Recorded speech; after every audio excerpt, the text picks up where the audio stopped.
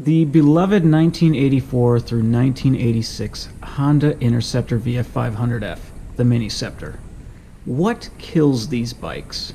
Why does it have a reputation as being such an unreliable bike? It got a reputation as being an unreliable bike, and I wanted to learn more about what actually kills these things. And this is the reason why I said, as soon as I take the bike apart to start painting, it could be anywhere from a 6 to 26 month job because I'm going to start getting into everything. This is the engine I took out of my bike. This is a destroyed engine from an 86. This is an 84, this is an 86. I actually really don't even know where this thing came from. But as you can see, this piston is, well, it's absolutely destroyed. What's interesting is I can still move it. So everything's still moving around inside of there. So there's a couple things from my understanding that really killed these bikes. They didn't suffer from the same chocolate cams that its bigger brother, I think in 83 and 84, suffered from. The chocolate cams was like a really bad batch of metal that was used in the camshaft creation for those bikes, and they just wilted away. Now these can have cam issues if it's getting poor oiling to it. Oiling is the major issue that ends up killing these motors, and there were some big differences between 84 and 84 and 85 are pretty similar, and then 86 had some changes to it. One of them, well, I'll get there in a second, but the reason, or the thing that killed some of these was oiling, and that's, some people say don't bring the 84, 85 over 9,000 RPMs, and the reason is oiling up, oiling the conrods at that speed, and then the other thing that can happen is it has some weak valve springs in it, so you can end up floating a valve, which I believe is probably what doomed this one, because as I pulled the sump off earlier, this looks like the top, well, this looks like the top of a valve that ended up exploding an engine. How do I avoid that happening? Well, in 1986, they did put this larger sump on, so the 84 has a smaller sump. So one thing that some people have done is they've swapped the sump from an 86 onto an 84 because you get more oil in it. The other thing that was changed in 86 was, there was several, but the carburetor is different, a couple other things, but they did use a different oil pump, and that comes with a different oil strainer and a couple other things. Since I had this thing sitting around, I was like, well, let's start pulling it apart. It's about time. See what's in it, figure out how it works. I was just kind of fucking around, and I was like, you know, this thing actually looks pretty good. I bet I could use it in here. So I started to look around to see if I can find all the parts that I would need to actually make the swap, because this pump, it's a slightly bigger pump, so I think it has a little bit more capacity or volume that it's flowing through.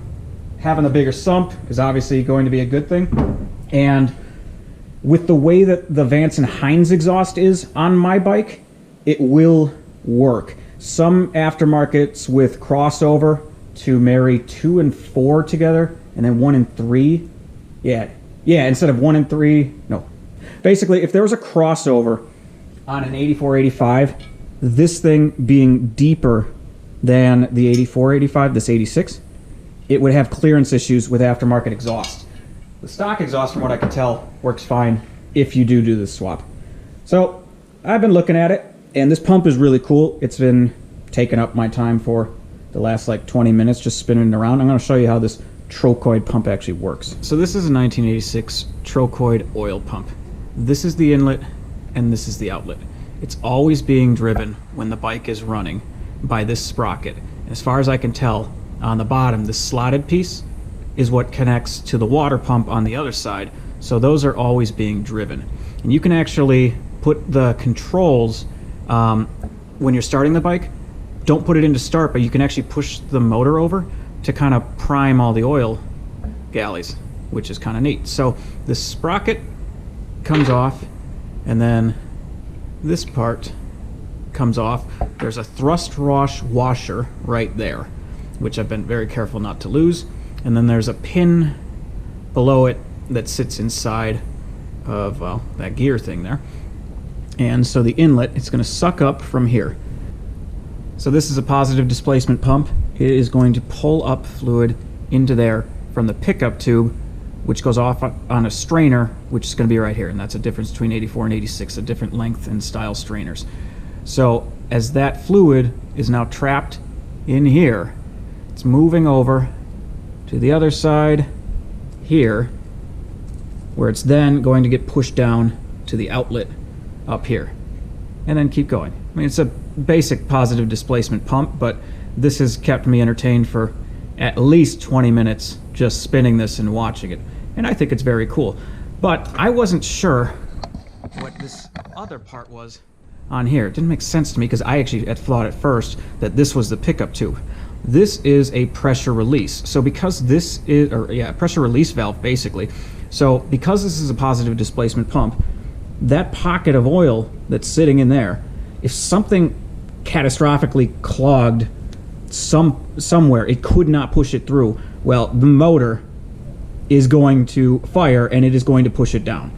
So either it destroys the whole pump or the pressure release valve blows it back into the oil sump.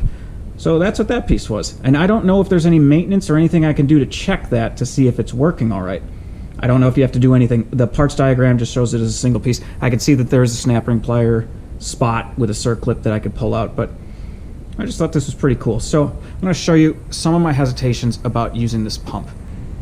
I guess really I'll show you my only hesitation about, I have two hesitations about using this pump. So this will all just come right out. My issue is that because this was part of a exploded engine, you can see that there's a bunch of these little aluminum or steel or something. They're aluminum filings. Now I can get these off actually with my fingernail. And the motion inside of here feels really good. Like it doesn't feel binding or anything, but I can see that I do have the same deposits of all of that shredded metal that ended up getting in here. Now there's no other moving, so this, does this come out? It does come out.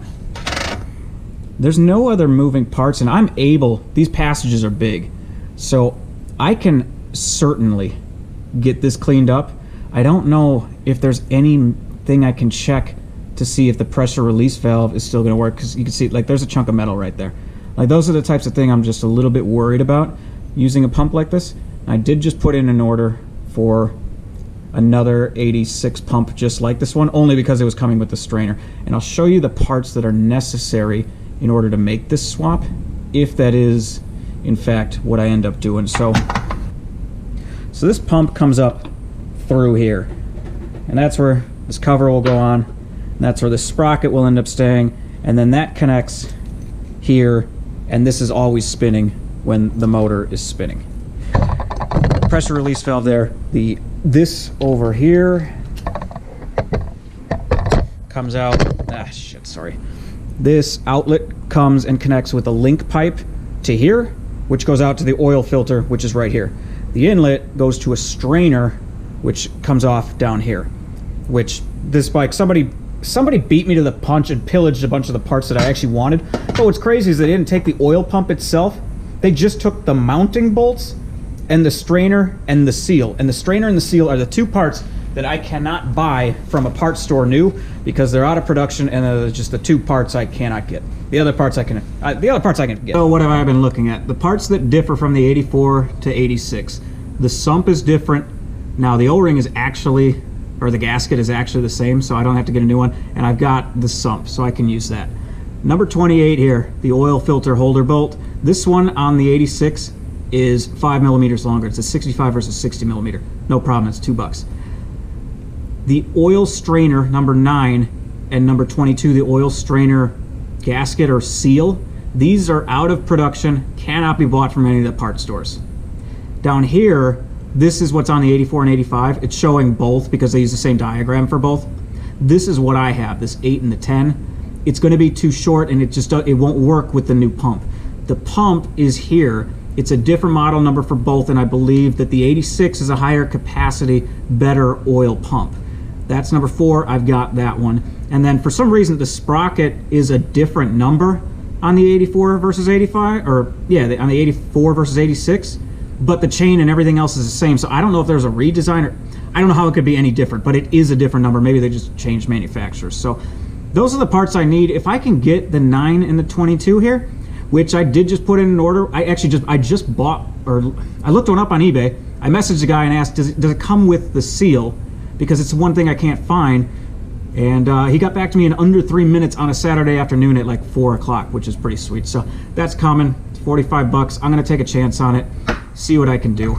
See if it makes sense. Now, I know it's not a novel idea to do this. I mean, I've been going through threads from people like 10, 12 years ago that did this. The biggest issue that they seem to have was clearance issues with aftermarket exhausts. Unfortunately, I didn't take measurements before I actually took this thing out. But going back and looking at old pictures, the the Vance and Hines exhaust I have runs parallel to the side of the oil sump. There is no crossover or anything.